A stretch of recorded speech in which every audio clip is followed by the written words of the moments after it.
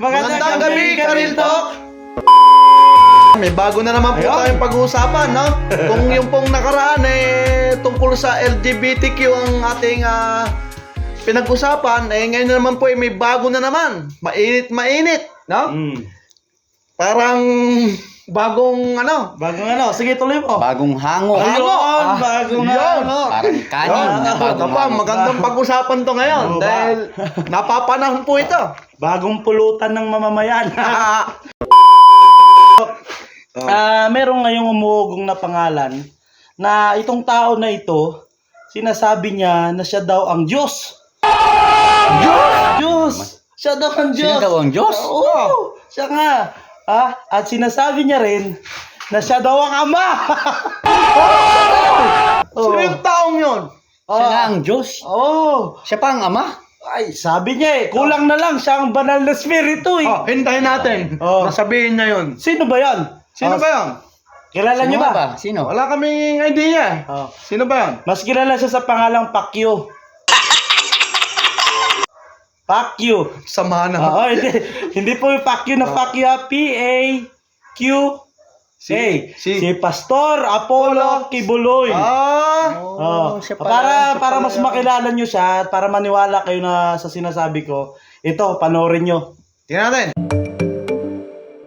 A Rappler exclusive, embattled Kingdom of Jesus Christ leader Pastor Apollo Kibuloy allegedly exploited minors and women, according to former church members and a U.S. indictment document.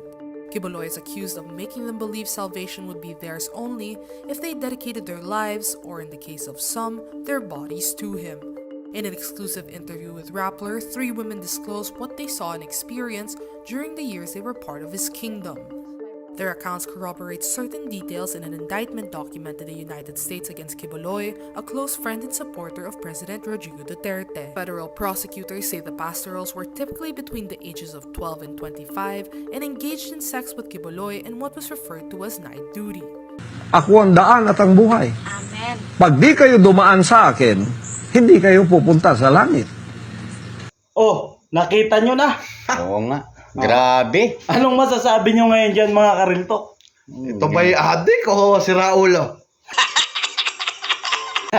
Malala pa. Grabe naman yun. Baka naman may mga ma-offend dyan ng mga member. Ma-open! Oo. Siya pala ang Kristo. Grabe, Siya no? daw Siya daw ang panibagong Jesus na kumakain ng kanin. Na kumakain ng kanin. Kanin! Na fried chicken pa, may lechon pa. Sinangag. Wow. Sinangag. Anong masasabi mo sa napanood mo? Baka makakain pa ng samgyup. Nagsasamdya. Samji. Sana all. Nagutom tuloy ako bigla. Ano masasabi ko? Ikaw muna. Ito isang malaking paglapastangan sa Diyos. No? Nang taong ito inaangkin na siya ay Diyos. Buti siya hindi inuod hanggang mamatay na nangyari kay Haring Herodes. Buti ngayon under the grace. Paano mo nasabi Under na grace? pwede bang medyo ipaliwanag mo pa yung sinabi mong lapastangan iyon? Paano ba naging lapastangan yung para sa mga manonood dyan, ng mga follower niya, baka sakaling mamulat? Ayun po paglapastangan sa Diyos, na blasphemy. Yun po isang katangian ng isang tao, hindi lamang po kay Kibuloy, kundi sa mga taong inaangkin na sila ay Diyos. May ibang term yun Ang term na yun pag ikaw, hindi ka kumikilala sa tunay na Diyos, which is God in the heaven, ba? Parang ikaw May naalala ko, partner, para bang gusto mong sabihin, parang nabasa ko yun sa Biblia Ang tawag doon, katangahan. Katangahan.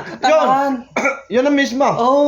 Diba? Yun Hindi man ikaw Diyos Walang sino mang mag-angkin na siya ay Diyos. Diba? Lahat tayo, kailangan natin ng Diyos upang tayo ay maligtas. Pero pag sinabi mong ikaw ay Diyos, katulad ng pag-aangkin ni Satanas, no? Na according to Book of Isaiah, no? Siya ay nag-angkin na Diyos, kaya siya ay binagsak ng Diyos. Kasi walang sino man tao, sino mang nilalang sa mundo na mag-aangkin na siya ay Diyos, dapat tayo kumilala Teka. sa Diyos. Eh bakit kaya hindi pa siya pinapabaksak ng Diyos kung gano'n? May panahon. May panahon. May panahon. Maaring magtagal ang kasamaan pero may wakas ito. Ayun. May wakas. Hindi natutulog ang Diyos. Ayun. Alam niya. Parang kanta ni Gary B. Kantayin natin. Ano na ngayon? Bakit kita Para sa akin naman ay ganito yun eh. Kung babasahin natin kasi yung Bible, kung paano niligtas ng Diyos ang sanlibutan. Hindi natin kasi makikita sa picture ni Kibuloy yun eh. Di ba? Kasi si Kristo banal. Na hindi nagkakaroon ng kahit na anong Pagkakasala. Ano ba yung trending na pagkakasala niya ngayon? Ay, grabe. Ano ba yun? Sabihin mo nga, Karil. Yung papapanood lang natin. Papapanood lang Ito natin. lang yun eh. Parang ata yun, yung rape. Rape! Tapos, ano pa ba yun? Marami pa eh. Grabe, ano? Yun na lang saltang rape eh. Si Jesu Kristo, nung siya ay naglalakad dito sa mundo, at kinukuha niya ang ating mga kasalanan, inaayos niya tayo, hindi siya nagkaroon ng ganun pagkakasala. Oh. Paano mo Totoo masasabing si Kibuloy is Kristo? Oh. Nilalapastanganan niya ang mga tao na Alam mo mahal ba? ng Ama. Alam mo ba, Karil Tok, napapabalita Ano yan? ng mismong kanyang nire-rape, mga miyembro niya sa church. Ha? Grabe. Oh, at luloy may kaso pa nga daw siya. Ayon sa umuugong na balita sa Amerika. At ngayon, kinakasuhan na siya sa Senado. Ha? Ha? Kita nyo yan? Oh, ha? Ha? Ha? Sabi namang Kibuloy Yung ito. mga membro ng... Sige nga, magpanawagan nga tayo sa mga miyembro at mga naniniwala. Sa mga membrong naloko. Hindi, ganito yun eh. Nalinlang. Nalinlang. Nadaya. Parang ganito yun eh. Na mayroon siyang nakausap na sinasabi niya, di ba? Na anghel. Kasi si Satanas anghel eh. Yun ang pagkakaalam ko. Fallen angel. Oo. Nakausap niya. Nakausap niya si Satanas. Si Satanas. Oh, Talagang siya nga ang Kristo ng lupa.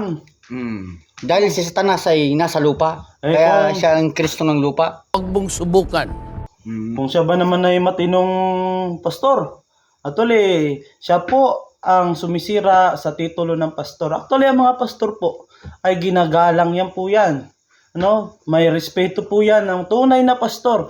May respeto po yan sa kanyang mga miyembro. Hindi po niya halayin. Kagaya ng ginagawa po ni Pacquiao.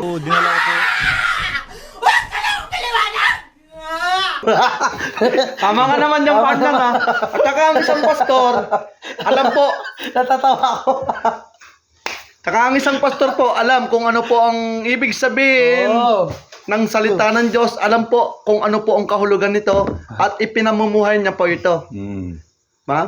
Sa mga naloko pong miyembro, hindi pa po huli ang lahat para kayo ay magbalik loob sa tunay na Diyos. No? Walang iba kundi si Jesus Christ mismo ang daan ng kaligtasan.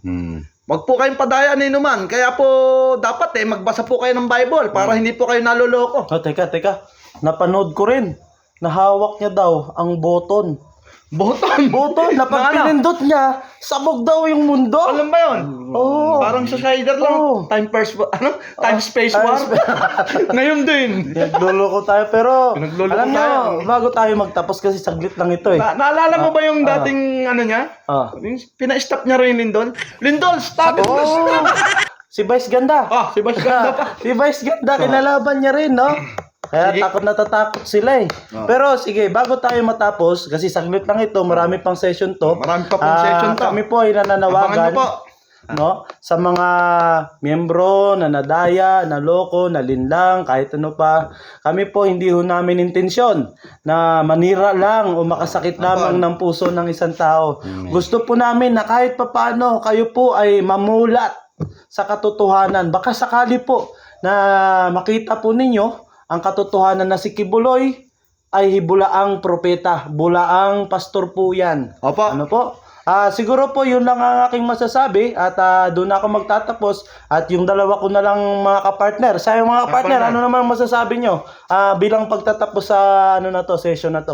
Totoo po yung sinabi ng aming partner, no? Sa karagdagan lang po, wala pong ibang Diyos maliban sa Diyos Ama na makapangyarihan sa lahat at ang kanyang anak na si Jesucristo na ating Panginoon at tagapagligtas. Wala na pong iba. Ayon po sa Gawa, chapter 4, verse 12, no? Sa silong ng langit po, wala pong ibang pangalan na sukat na ikaligtas ng tao, kundi ang pangalan lamang po ng Panginoong Jesucristo. Wala na pong iba. Hindi si Kibuloy. Hindi po si Apollo, Si Cristo. Kibuloy. Si Kristo po ang siyang tumubos sa ating mga Ang kasalanan. galing nun, Karil Talk, no? Si naman, pakinggan na. Ikaw, partner, ano ang masasabi mo? Sa aking partner Kuan, ito lang, napakaikli. Mahal kayo ng Diyos, Diyos Ama sa langit. Hindi ng Diyos sa lupa. Sa langit. Yan lang ang nagmamahal sa atin. Pwede pa kayo magbago. Hindi pa huli ang Hindi lahat. pa huli ang lahat. Hinihintay kayo ng Diyos na magbalik loob sa Kanya. Amen. Yeah. Siguro po, doon namin tatapusin ito. Okay na po ba? Okay na tayo? Walang samaan ng loob, real talk lang.